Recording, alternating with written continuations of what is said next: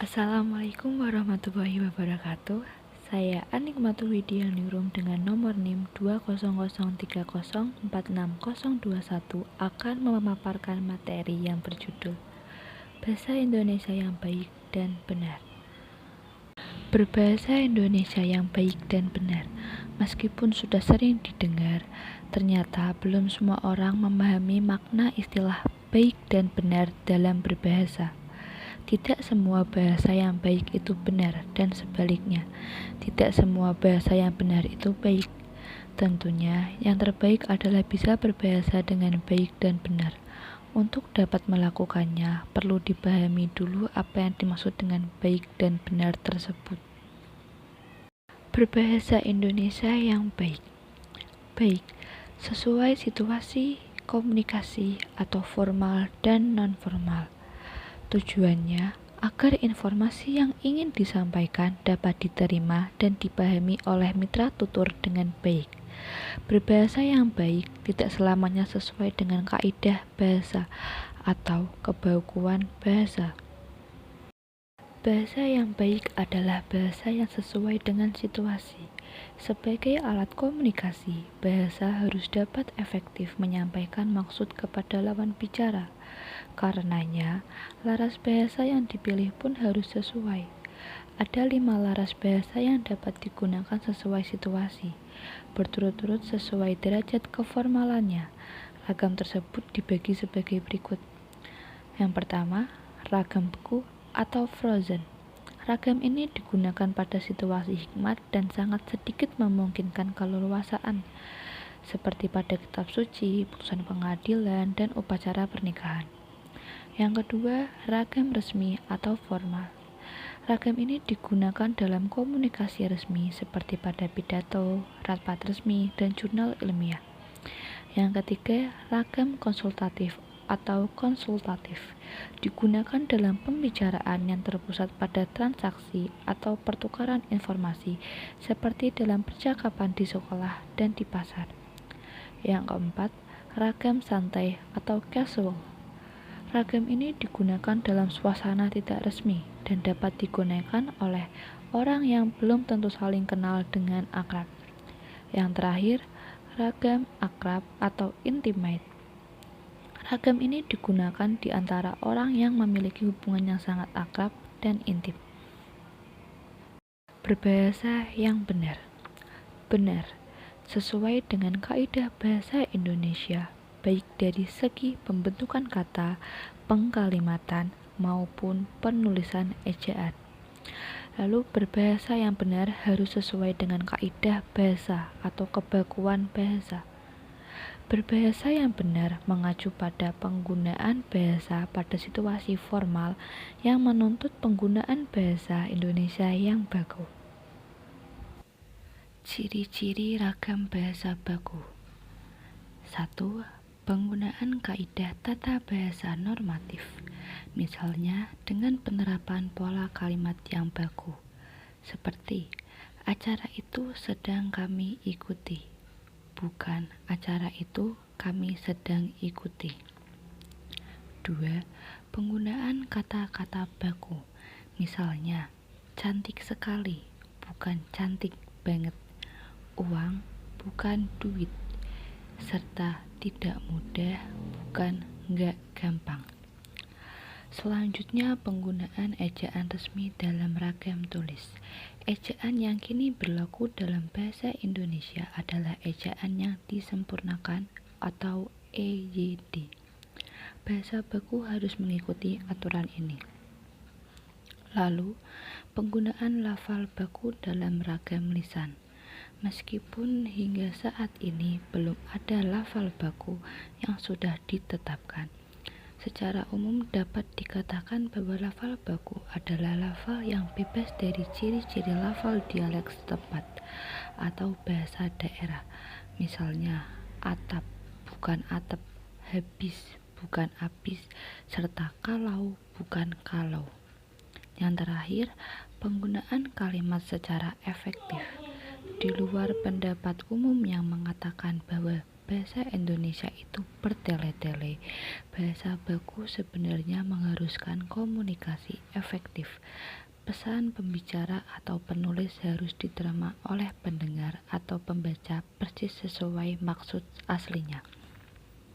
Selanjutnya, bagaimana menggunakan bahasa Indonesia dengan baik dan benar?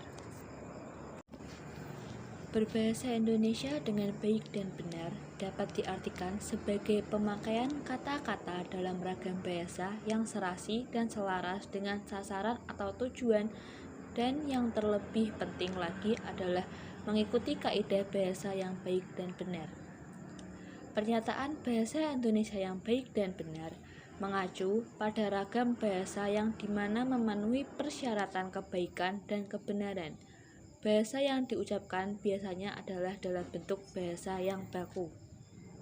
Kriteria yang digunakan untuk melihat penggunaan bahasa yang benar adalah kaidah bahasa, dan kaidah itu sendiri meliputi 6 aspek. 1. Tata bunyi atau fonologi. 2. Tata bahasa atau kata dan kalimat. 3. Kosakata. 4. Ejaan. 5. Makna. Dan 6. Kelogisan. Tata bunyi atau fonologi. Pada aspek tata bunyi, kita mungkin sudah mengenal bunyi F, V, dan Z. Contoh kata-kata yang benar adalah fajar, fakir, miskin, motif, aktif, variabel, vitamin, devaluasi, zakat, zebra, dan izin. Bukan fajar, fakir, miskin, motif, aktif, variabel, vitamin, devaluasi, zakat, zebra, dan izin. Pada aspek pelafalan termasuk juga aspek tata bunyi.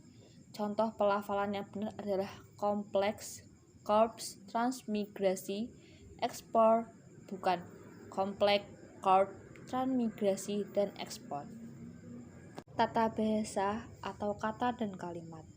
Pada aspek tata bahasa, contoh bentuk tata bahasa yang benar adalah ubah, mencari, terdesak, mengebut, tegakkan, dan pertanggungjawaban, bukan obah atau robah atau rubah.